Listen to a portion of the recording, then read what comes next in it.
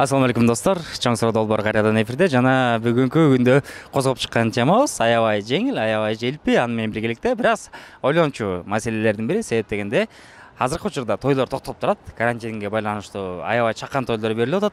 Бул бир четтен аябай көңүл жылып жатат. Себеп дегенде 50 адам менен деле той өткөрөсүңбү, 500 адамбы? Айтор эң негизгиси бат алып атасың. Келген жамаатга бакыт кылып атат, эң негизги максат аткарылып атат деген. Ошол эле сыяктуу тойдуго кеткен каражаттын эң бир чоң бөлүктөрүн ээлеген калың берүү жана сеп берүү деген. Калың берүү жөнүндө калыңга канча акча бериш керек экенин биз албетте тартканбыз. Аны көрсөңүздөр болот, биздин каналда бар. Ссылкасын калтырып коебуз.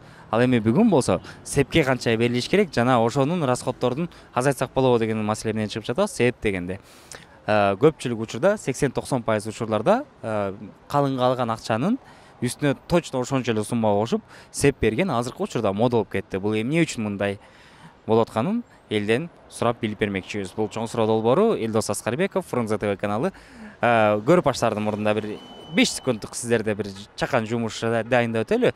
Колуңуздун учу менен могул жакта подписация баскычын басып койсоңуздар жана бул жакта турган коңгуроону коюп койсоңуздар биздин видеолорубузду биринчилерден болуп көрөсүздөр.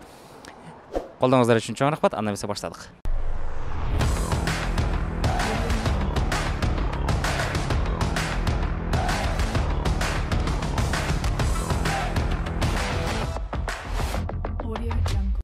Вас как зовут?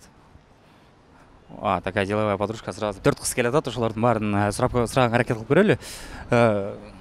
Опа. Мынакей жалаң бойдок кыздар экен. Саламатсыздарбы кыздар? Мүмкүн болсо сиз бойдоксузбу? Айта бойдоксузбу? Жок. Сепке Сепке канча бересиңер кийин? Сепке канча бересиңер? Сепке канча бересиңер? Просто айтып эле койчу. Мынча деп. Ладно.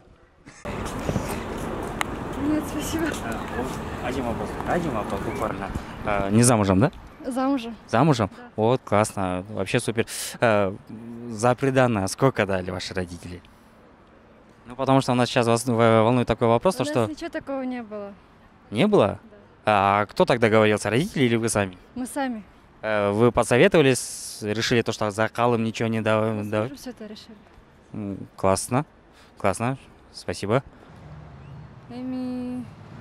Негизи биз бирок бергиле септи деп кыйнайбыз, бирок эната ошону колунда бары бар, колунда жогу бар, колунда жоктору кредит алып беришет. Эгер ошону бир билбейм, чектеп койсо деле болот го дейм. Вот, у вас свадьба прошла по обычаям? Да. Калың отдавали? Да. Приданное было? Да. И что дарили на приданное? Ну все, что дарят обычно.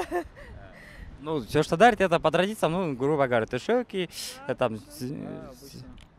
там машина, квартира, ничего такого не было, да? Нет. Вот, есть у нас вот такой вопрос, почему приданное в большинстве случаев превышает стоимость калыма? Почему такое неравенство? Я даже не знаю. Не знаете, да? 4 жыл болсо, анда ошол кезде 4 жыл мурун сиз күйөө узап атканда ата энеңиз канча сеп берди эле? Биз сеп берип, калың бербейбиз деп чечкенбиз. Yes! Мынакей, биринчи уже 10дон ашык адамдан сурадык, биринчи жолу айтып атышат. Эмне үчүн? Бул менин оюмча ашыкча чыгым деп ойлойм. Ушул моментте азыр мисалы кыздарга берилчү сеп калыңга караганда бир топ өдөлүп кетти да, баасы боюнча. Ал эмне үчүн? Атаандаштыкпы же текеберчиликпи же салт ушундай болуп калдыбы? Ал азыр сеп деген бул вообще эле бири-бирин атаандашып атат. Ал септи тоодой кылып канчаны алып барып берсең деле кызыңдын бактысы болбогондон кийин ал берип бол. Андан көрө кызыңдын бактысын ойло. Септи эмне кыласың? Ал көп эле сепке кызыкпагыла. Туура. Эми дагы бир кошумча суроо. Мисалы калың менен септи эки жак ата эне келишип туруп эле жөн эле койсок болобу деп чечип койсо болобу же азыр жарашпай калат дейсизби? Ал сеп деген септи эмне кылат? Септи кичине асты үстүнө боло турган өздөрүнө жасап берсе баары өздөрү алып атат. Самый главный эки жаш бактылуу болсо болду. Ажырашпасын эч ким. Сиз турмушка чыкканыңызга канча жыл болуп калды? 6 ай. 6 жыл, 6 жыл. Сонун той болгон, баары када салттардын баары сакталган, сеп берилген да. Ооба, берилди. Сепке эмне берилди деген суроо болот. Сепке бүт эле берилген, эми диван, төшөк, ооба, мебелдер. Ачык айтканда, калыңга алган акчага караганда сепке берилген акча көбүрөөк кетти. Ооба. Эмне үчүн ошол деген ошондой деп сурап атабыз. Эми Катынакай сулуу, сонун, чырайлуу кызды алып кетип атчу, еще толтура берип атат да, бул эл эмне дейт деген үчүн элеби же прям салт ушунча катуу сактап атышат деп ойлойсузбу? азыр эл эмне дейт? Биринчиден эл эмне дейт? Ачык айтканда. Экинчиден эми ар бир ата эне өзүнүн кызын барган жерине аябай эме кылсын келет да. Может, кадыр барктуу барсын. Жашыруун эмес болсо, сепке деп канча акча коротуп салдыңар эле? 200. Анда ошол убакта 200 000 кетти. Один вопрос задать. Ой, такой легкий. Вы же замужем? Нет, не замужем. Не замужем, да? Вот по вашему мнению, какое должно быть приданное у девушек? Потому что есть вот такое мнение, то что калым отдают определенное количество сумм, а приданное всегда превышает эту стоимость. Ну, не знаю, мне кажется, это между парнем и девушкой, они сами должны договориться, как это будет. В основном это зависит от родителей, да? Ну, родители решают, что дарить за приданное. Сейчас уже родители не решают. Классно. А если парень и девушка, то можно будет сделать так, чтобы калым убрать и Конечно, почему бы нет, если они обе согласны? Обе согласны, да? Ну, как бы это будет удобно только для них, да, грубо говоря, лишний раз. Потому что они же потом вместе будут жить, и у них общий бюджет же будет.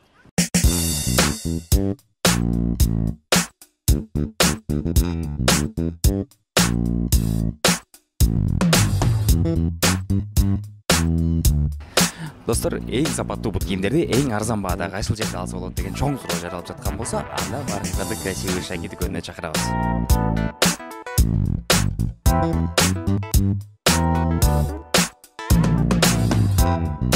Красивый шаги дүкөнүндө соода кылуунун бир нече себептери бар. Алардын эң башкысы албетте баалар. Бут кийимдердин баасы 1000 сомдон 3,5 сомго чейин.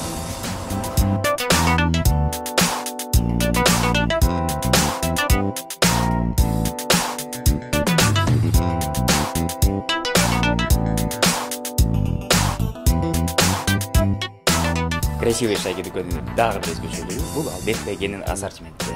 Себеп дегенде айымдар, мырзалар үчүн бут кийимдерден сырткары көбүктөр үчүн да сонун бут кийимдер бар.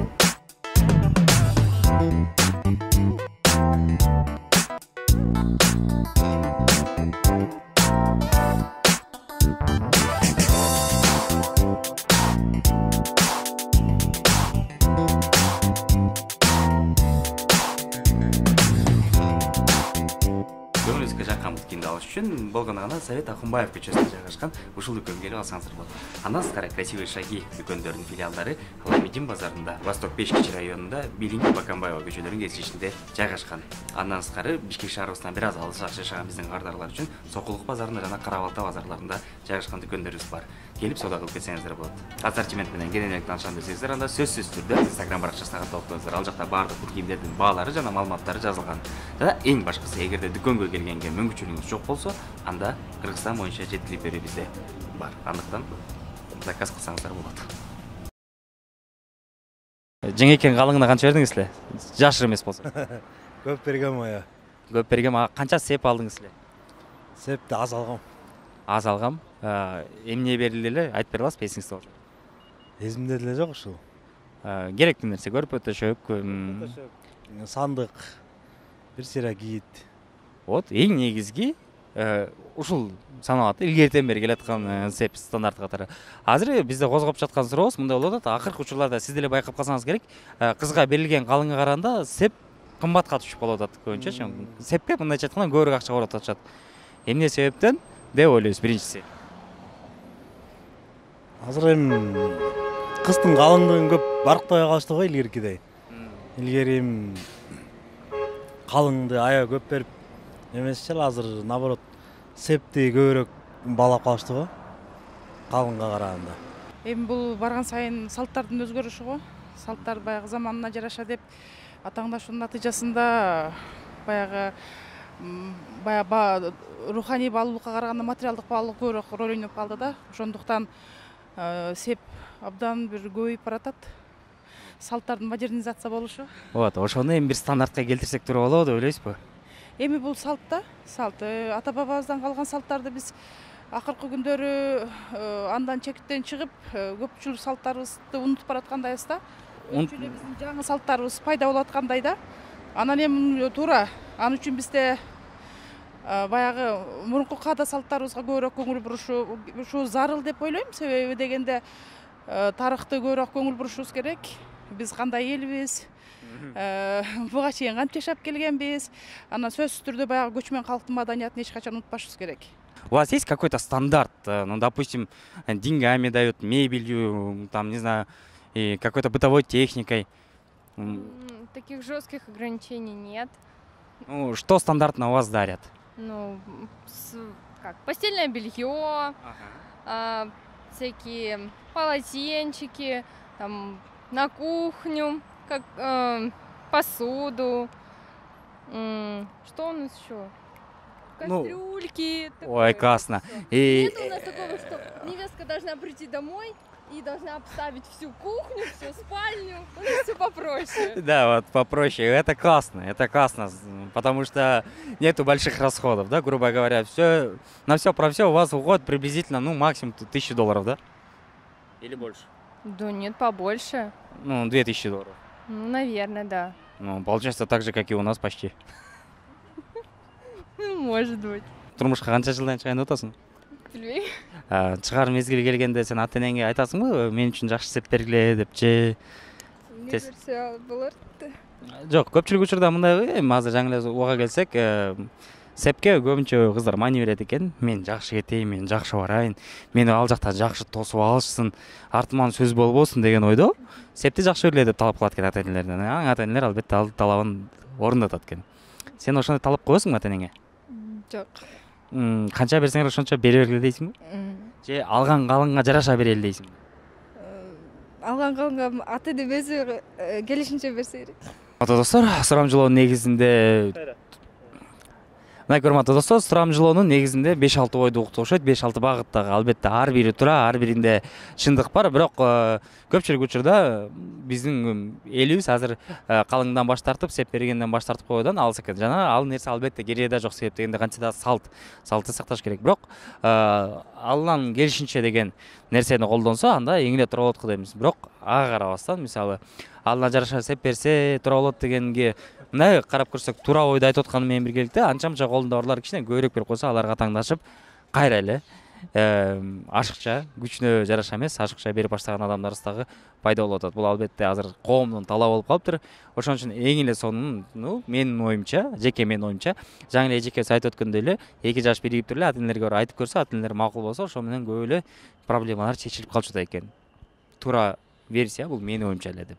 Ал эми ар бириңиздердин өзүңүздөр оюңуздар бар, ал боюнча сиздерди ылдыйда комментарийде күтөбүз. Ошол жакта толук оюңуздарды жазып өтүңүздөр. А биз болсо ушуну менен бүгүнкү берүүнү жыйынтыктайбыз, бирок дагы жакшы темалар менен сиздерди кубантканга даптаябыз. Ошон үчүн бул видеонун алдында 5000 лайк чогултуп койсоңуздар, дароо эле кийинки видеону чыгармакчыбыз. Себеп дегенде карантин учурунда көп чыкпай калдык. Ошонун баарын артынан угалап чечиш үчүн эфирлерибизди көбөйтөбүз.